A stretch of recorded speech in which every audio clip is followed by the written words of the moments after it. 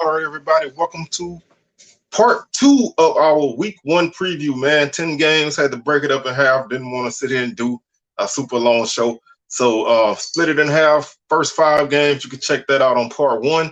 The last five games, you can check them out here. We're going to preview Southern versus Florida Memorial, Lane at UAPB, Grambling at Arkansas State, Stephen F. Austin at Alcorn, and of course the Orange Blossom Classic on Sunday. So let's go ahead and just check out those socials down the screen down below. Facebook is SWAC Talk, Instagram SWAC Talk, Twitter SWAC Talk 76. If you subscribe to the channel, man, thank you. If not, why don't you go ahead and subscribe? If you have subscribed, why don't you let somebody else know to subscribe, man? We trying to take that march to the 1K number. We're over 700 now, so we want to keep on going and grinding until we get to 100 to 1K. And we're gonna that's my goal. So hopefully we can continue to march and reach the goal, man. Thank you if you've already subscribed. If you haven't still, thank you for tuning in.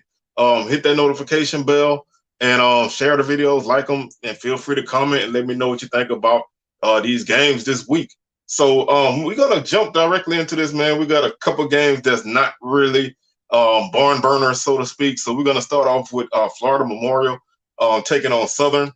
Florida Memorial, in case you don't know, they're an NAIA school from the Miami, Florida area, and they've only been playing football for a couple years. So this is a game that's a big game for them. They actually had a game on Saturday against Edward Waters that they won 39-24 in a game that they had a 26-0 lead at halftime, and they let it get away. Well, they did. They almost let it get away. Actually needed an interception with 5 seconds left on the clock to pull out the victory. So they made it hard on themselves, but they had a tremendous game. The back George Young ran for over 100 yards.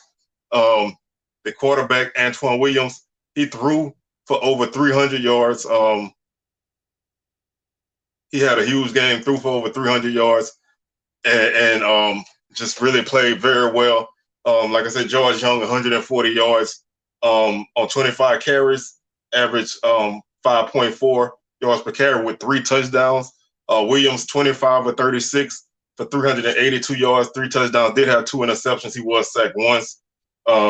Markel Lee, over 100 yards receiving, 103 and 2 touchdowns. Keon Brown, 99 yards for them as well. Christian Edgerson, 68 yards and a touchdown. So they did a great job with their offensive attack.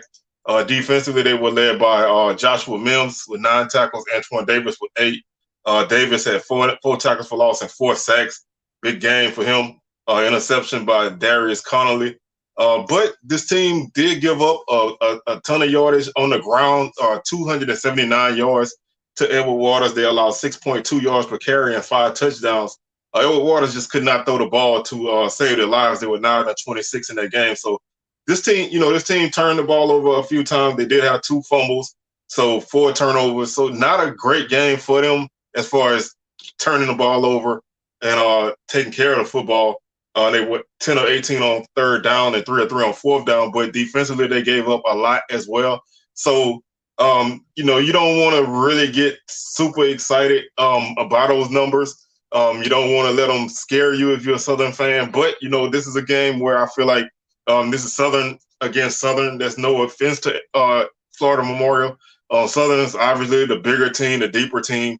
They need to come out and take care of business. Basically, this game is going to be dictated by how Southern plays the beginning of this game. If they come out and they play well and they take charge early, then this game is going to be over pretty quickly. If they let Florida Memorial hang around a little bit, they probably score a touchdown here or there and make things look a little bit tighter than they probably should. But Southern, obviously led by Coach Dooley, first game at Southern, so this is a big game. A lot of emotion. It's the Pete Richardson Classic. A lot of people are gonna really looking for something to put on the show, and I think the offense will do what they have to do. The run game is probably gonna take the lead in this game. The offensive line and the run game should, set the pace in this game. Gerard Sims, Kenrick Rhymes, and a few other guys are probably going to get touches. I'm pretty much figuring that Bashawn McCray will be the starting quarterback. Coach Dooley said you'll find out on Saturday. but McCray's been the guy who has taken the bulk of the first team reps and pretty much came out of spring as the leader. So, I expect him to be the guy. There's a ton of receivers, that are going to get action, and they're going to want to throw the ball a little bit more and go with a higher tempo. So you can maybe see a couple possessions early in this game where they are, not in sync, but I feel like they'll get that together. Defensively, the defensive line is going to key this game. If they can get pressure right away with Dumas and Lewis and Trey Lang, Cameron Peterson as your front four, then this is going to be a long night for Florida Memorial.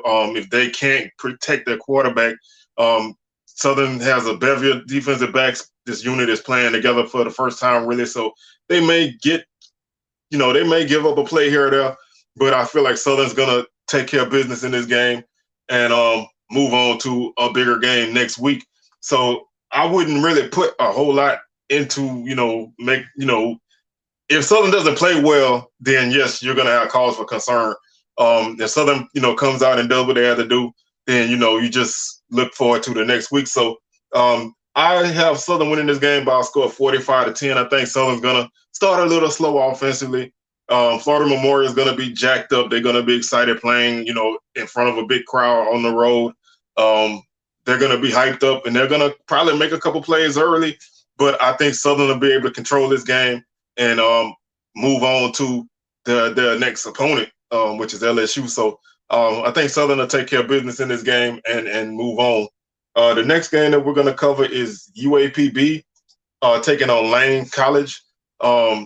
This has been a game the last few years that Pine Bluff has struggled in. They needed a huge game by Taylor Porter in 2019 to beat Lane.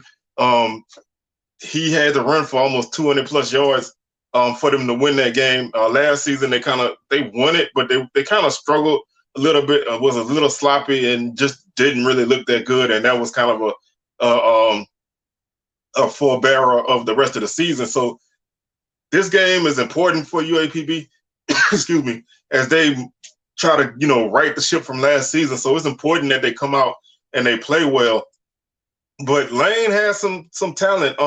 They had 8 guys selected to the all SIAC team, including the preseason defensive player of the year, Andrew Farmer, who is a defensive lineman from Jacksonville, Florida. Last season, he was second team all SEAC. He was key element in that defense. He topped the league in sacks with 11 and a half. He had 54 total tackles. So this is a guy you're going to have to keep tabs on. His name has been on, those 2023 HBCU draft watch lists. So that's a guy that can be disruptive. I think, he probably, facing the offensive line led by Mark Evans from UAPB. I think they'll be up to the task. But this is a guy that's going to come out and challenge. Anthony Evelyn is a wide receiver from Lane, who was named the first team at both receiver and returner. He led the league in all-purpose yards last year with 1,624 and 8 total touchdowns. So that's a weapon that you need to keep your eyes on. Terrence Jordan is a first-team offensive lineman all-conference. Ike Brown, first-team running back. He had 641 yards and was second in the league with 11 touchdowns. So they have weapons. Like I said, Michael Huntley is the second-team quarterback. He led the league in passing efficiency and first downs as an offense last season, completed 65% of his passes, 1,644 yards and 15 touchdowns. Joshua Bunton is a second-team wide receiver, caught 19 passes for 467 yards and 4 touchdowns. And then Jeffrey Johnson and Mackenzie Howard were second-team defensive guys. Johnson led the team with 73 tackles and was second on the team with 10 tackles for loss. Howard was second on the team with 70 tackles and picked up 5 tackles for loss, including 1.5 sacks from his linebacker position. So this team does have talent. They went 6-4 last year, so they're not just a gimme. They were picked second in their division. So they are a team they're gonna be tough. Pine Bluff is bringing in a lot of new guys. The offense is replacing a lot of guys. Skylar Perry is returning at quarterback. He's going to have to be more consistent. Those new guys on the offense are going to have to make some plays. Defensively, they have a lot of good guys. Monroe Beard leads that defense. So they're going to, have to really be up to the task because Lane returns a lot of key guys from last season. This can be a game that can get a little sloppy. I think first game, a lot of new guys, trying to gel this unit together on both sides of the ball. Lane may be able to make a few things happen early and give Pine Bluff some issues as Pine Bluff tries to right the ship and re-establish their identity from the spring of 2021 when they went to the SWAC championship. They need to put that bad taste of last season out of their mouth as quickly as possible. I think they'll get it done. Again, I think Lane's going to be a tough out. I'm maybe overrating Pine Bluff in this game a little bit, but it's first week. We don't have anything to concretely go by. So I got Pine Bluff winning this game by a score of 31-14. I think they'll be able to take care of business. I think it may be a little close in the first half, but I think Pine Bluff will pull away in the second half and pick up the victory and really set themselves up for hopefully a better season than last season. The next game we're going to talk about is Grambling going to Arkansas State to take on the Red Wolves. This is an interesting game. Arkansas State is a team that lost a lot of guys. They returned 8 starters as a unit. I guess you can take them to say 5, counting James Blackman, who was the quarterback to start the season. He was a Florida State transfer. If you count him as the guy who started the season, then you have 5 starters, but he went down with injury midway through the season. So they had another guy who started the bulk of the season. But this offense is an offense that can throw the ball. They really throw the ball really well. They ranked really highly in conference play in the Sun Belt with their passing attack. So you can expect to see the ball go up and often. James Blackman is a tall guy. He's not big. So he's gonna be susceptible to getting banged up. But he's a guy who you can look to make a deep ball throw. He has a strong arm.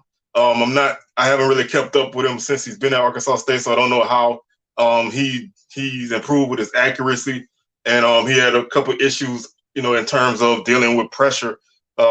If he's able to shake those kind of things, then obviously they're going to be dangerous. They like I said, they only returned 4 offensive starters, so not a lot to go by. Bush Jones is the head coach. He's a guy who's been around a long time.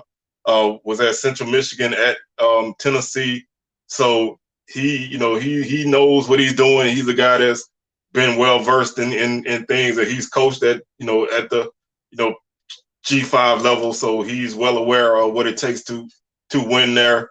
They only return one offensive lineman starter, so that unit's gonna be pretty much all new in terms of starters. They do return two of their receivers and their tight ends, so that's some real continuity in the passing game. So they're breaking in new backs in terms of starters. Defensively, they return two guys in secondary, a linebacker and a defensive end.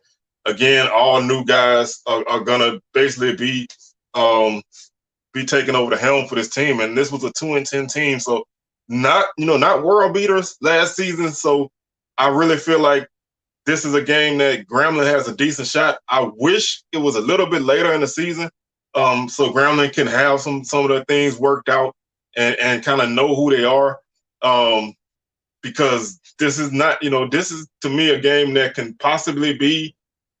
I would have Arkansas State on a huge upset watch if Grambling had a couple games under their belt. But since this is the first game, I think Grambling's going to have issues of their own. New head coach, pretty much a new team, a team that's looking for success. Last year, the offense was inept for the bulk of the season, probably all up until the last week of the season. The offense just did not have it. So you really don't really know what to expect from this team. You kind of figure they're gonna be run heavy, because they do have a lot of backs. C.J. Russell will, at least according to the depth chart, will be the guy that gets the start at running back. He's a back I like a lot. He didn't really have great numbers last season, but he's a guy that can, that can make some people miss and get downfield. So between him and Keelan Elder, those are two good backs. Elder's 5'10", 200. Russell is 6 foot 200. So both big backs. They both have experience at Grambling. They played in some big games, so they can get it done. According to the depth chart, Amani Gilmore is listed as the starting quarterback. Now, whether he gets to start or somebody else starts, that's up to the coaches. But as far as the game, the depth chart, that's the guy. So whoever comes out is gonna be taking his first college snaps. So it's gonna be it's gonna be a tough situation in terms of getting the offense going immediately. They do have some weapons at receiver. They're young guys, so you got to see how they're going to respond. But they have some talent. The defense is going to be solid, led by Sundiata Anderson. And I think that, they are bringing in a lot of different guys. So this is a team that's going to be working through a few things in terms of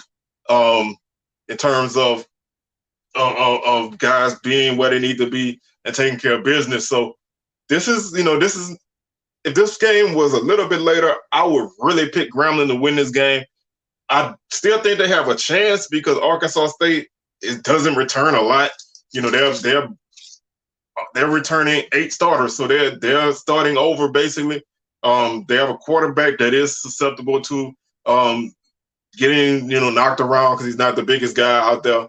But so if Grambling can get pressure on James Blackman, then they can give themselves a great opportunity to make some plays on defense, force him to make some bad throws, which unless he's changed a lot in his maturity as a quarterback, he would make a great throw, but then he would make a throw that makes you wonder, what he was thinking. So the run game for Arkansas State is going to be a question. They didn't run the ball well at all last season, but the passing game is going to test Grambling. Grambling's offense is gonna, probably be a work in progress for a while. So you hope to see them kind of get some things going as an offense, but right now it is really hard to say. So I picked Arkansas State in this game mainly because I just, we don't really know where Grambling is right now. I picked this game as a score of 27-17, but I think Grambling is going to be in this game late because I think Arkansas State is going to not play great. But I think they'll find a way at the end to pull this one out. I do think if Grambling finds that lightning in a bottle that they need, they can win this game. I think talent for talent, I think these two teams probably match up better than a lot of people think. But with new coaching staff, unproven quarterback, offensive line got to come together. A lot of offensive questions, but Grambling has a shot. So that's all you need in a game like this is a shot. So you have to take advantage of the opportunities and maybe get a turnover or two, and things can change. So I don't see this being a blowout unless Grambling just does not play well. So I think this can be a really good game. So keep your eyes on it. I think it's a 6 o'clock kickoff, so make sure you check that one out. The next game we have is a game that coming into the season, it was a game that a lot of people listed as, I don't want to say a must win, but it was a game that was very intriguing for the conference as a whole. And that's Stephen F. Austin at Alcorn. Unfortunately, Stephen F. Austin came into the season number 10 in the FCS preseason rankings, and they ran into Jacksonville State and they got mollywopped, just to, just to put it nicely. They got mollywopped 42-17. Gave up over 200 and basically 300 yards on the ground. They gave up 299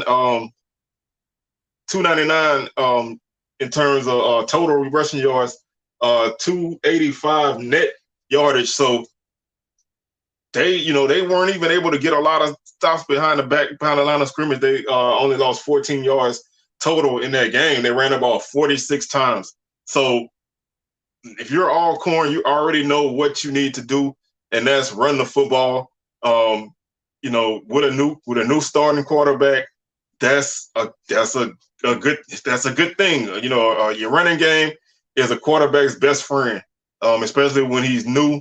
A running game and guys who are dependable at the receiver position, it is a quarterback's best friend. So that's one of the things that stood out to me a lot when I looked at this game. Stephen F. Austin offensively is a passing offense. They did not do much offensively in this game. They had 135 yards passing. They were 14 of 29, 2 touchdowns, 1 interception. They ran the ball for 70 yards on the night, 2.4 yards per carry. So they couldn't stop the run. They couldn't run. They just got manhandled in this game. They turned the ball over 2 times. They had one fumble loss. They did fumble twice on the night, and they had 1 sack as a defense. They gave up 3 sacks on the night, and they forced 2 turnovers, a fumble and an interception. So they did a decent job with the turnover margin, but they just got, they jumped out early in this game, so it wasn't even like that. Like Jacksonville State just ran them over from Jump Street. They jumped out on them early, and they just could not stop their run game. So, like I said, if you're Alcorn, you really want to run the ball, and having a guy like Nico Duffy, who is one of the better backs in the league, that can go a long way in helping this team move the ball on the ground. Like I said, quarterback is where you're really gonna have to. I think Aaron Allen is the guy. Again, like with most of these quarterback battles, I can be wrong because they don't announce starters yet. Some teams will after I make my show. So I'm guessing on quarterback starters. But I think Allen is going to be the guy who gets that job. But you have great talent in the backfield. So there's a lot of guys who can help this offense out with the running game. Javion Howard's a guy who can really help out as well with the run game. Like I said, Nico Duffy is going to be the key guy to run the ball in this offense. So I expect Alcorn to run the ball a lot. I think they're going to, test this defense with the run game and see where they stand. This team, Stephen F. Austin team, they like to pass the ball. Trey Self is a big-time quarterback. He had a rough night in that game. But he's a guy who can feel an air up with balls, so you definitely want to keep him in check. Xavier Gibson set the school all-time receiving record in the game last week, so he's a productive guy that's been there a while, and he puts up some numbers. He had six catches for 68 yards and a touchdown last week. Darrell Simmons had 3 catches for 22 yards and a touchdown. Rushing, Miles Reed ran the ball 15 times for 75 yards. On the night, he averaged 5 yards per carry.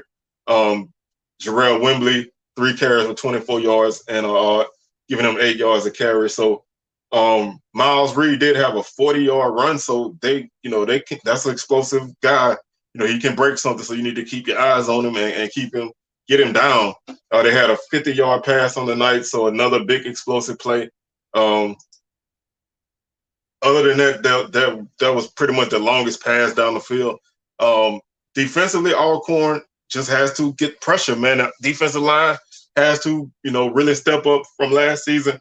You got a guy like Kinsler in the backfield who can definitely change the dynamics of a play by play. He can change the game instantly. So, if he can, maybe get a big hit or interception or something, that the Alcorn defense can feed over the energy to the offense. Playing at home is huge. The reservation, hopefully, everybody be rocking now. I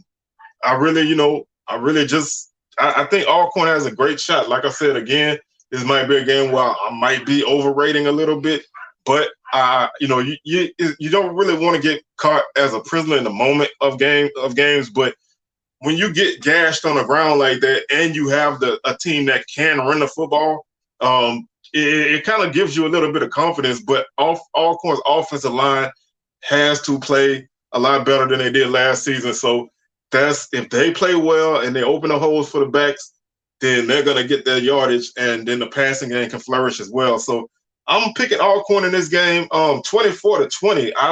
That's an upset, I guess you could say. But the SWAC needs some of these wins, man, these non-conference wins.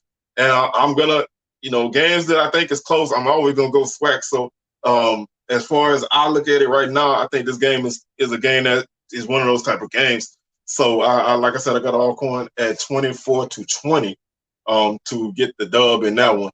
So that pretty much takes us to the game that everybody's here for. This is the game that is the game of the year in week one. This is the game that everybody knows, everybody's looking forward to. Last season was a 7-6 game, not pretty at all. But it was a defensive game. Jackson State probably had some opportunities to really blow that game open, but they just couldn't really get over the hump in that aspect. And that's obviously the Orange Blossom Classic Sunday, 3:30 kickoff Eastern. So, big game. But I would be remiss in saying that this game has a lot going on, off the field. Jackson has, issues with the water situation in the city of Jackson. So, that's a, kind of a distraction for them. Obviously, FAMU with their compliance things going on, that's a big issue. I think the last update I heard, they have 17 guys still out. There were 26 guys out in the North Carolina game, including your guys like BJ Bowler and Isaiah Land. So those are big guys to lose. Who they get back this week is still kind of up in the air. They're still working on getting everybody back, but right now we don't know. So I'm gonna put a disclaimer out here. This preview is basically based on what's going on right now, and the fact that we don't really know who's out and who's not out. So it kind of makes it a little bit harder to prognosticate this game. So this is gonna all pretty much be guess mode, I guess you could say. That's a cop out, but if both teams were full strength, that would make for an easy preview. But right now, FAMU's coming into this game with guys out, unless they get everybody back, we don't know. But they already lost 2 offensive linemen in the North Carolina game. So even with the guys missing the game because of being ineligible or suspended, or however you want to put it, they still are going to be short guys on the offensive line because they had 2 guys get injured. And their starting right tackle is one of the guys that they're working to get eligible. So it's important that, they get a guy like that back, because you need to have protection for your quarterback against Jackson State, because Jackson State is going to come with pressure. They reloaded on their defense. They have a lot of transfer guys coming in, a lot of guys that can rush the passer, and they're going to put a lot of pressure on FAMU. And FAMU is being led at quarterback by Jeremy Musa. Again, he started last week, had a solid game, 28 of 38, 279 yards, 2 touchdowns, 1 interception.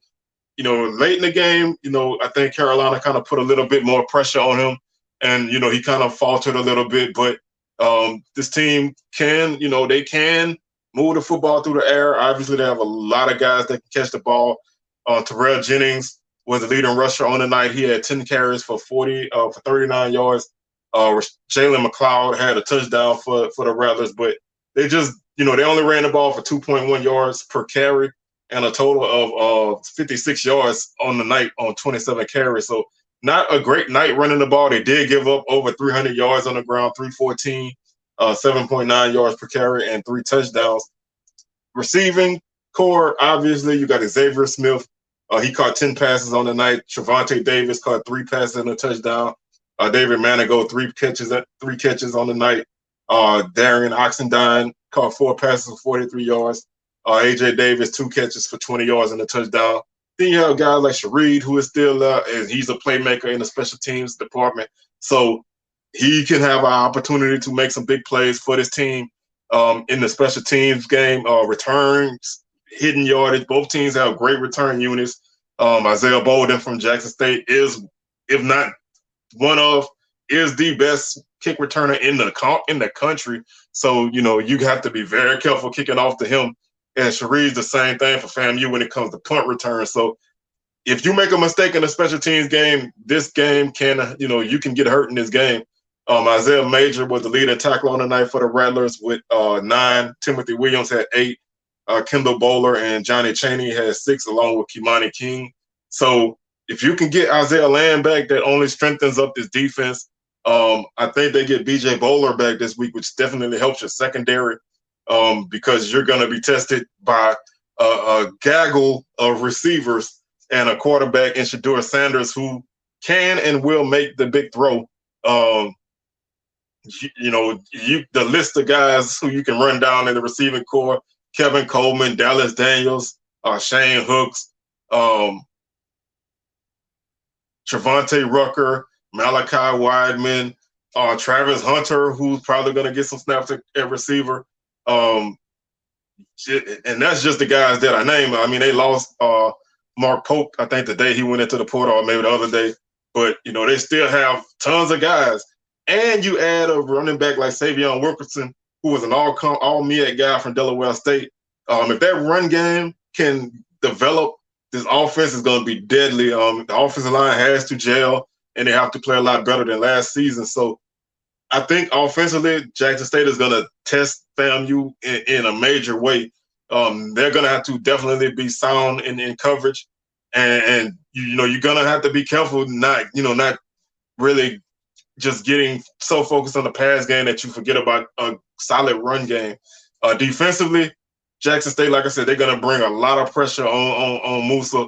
They're going to test that offensive line, who is going to probably be patchwork if they short 2 guys who had big injuries last week, and maybe more guys are out. So this offensive line is going to make or break this FAMU offense, because if they can't protect, then Musa's going to be in trouble in this game. So I wish, obviously everybody wishes that both teams were full strength in this game. It will make picking this game a lot easier. Now, a lot of things can happen between now and Sunday, so a lot of stuff can render this prediction moot. But I think it's great for both teams to be able to get on the field and just play football and put everything else behind them and just focus on football. I was picking Jackson State either way, but I'm picking Jackson State by a score of 30-20, because I think JSU is going to be able to basically do what they want offensively. Their defense obviously is replacing some key guys from last season, so you're going to probably have a couple possessions where FAMU may be able to have some success, but I don't think consistently all game FAMU will be able to do that, especially if their offensive line is not solid. So the offensive line to me is the key component in this whole game for honestly for both teams, but especially for FAMU, because we don't know the depth on that offensive line due to injuries and suspensions. So like I said, last time I heard they had 17 guys still out, which means they returned 9. Who those guys are, I don't know, so I can't speculate, but that's where we stand. So my pick is Jackson State 30, FAMU 20. Hopefully it'll be a closer game than that, but right now that's where I stand, and that's going to do it for our complete Week 1 preview. Catch us on Sunday as we recap the bulk of the games from Thursday and Saturday, and then Monday we'll have a recap of the Orange Blossom Classic. If you're going to a game, please be careful, man. Protect yourself out there. Just enjoy yourself. Be safe. I will be at Southern's game. So if you're there, look for the guy with the SWAC Talk shirt. That'll be me roaming around. So I want to see what Southern got this year, and that's where I'll be. But anybody, let me know what games you're attending, and maybe we can, get some reports from people. So that's going to do it for our show today. Thank you for tuning in.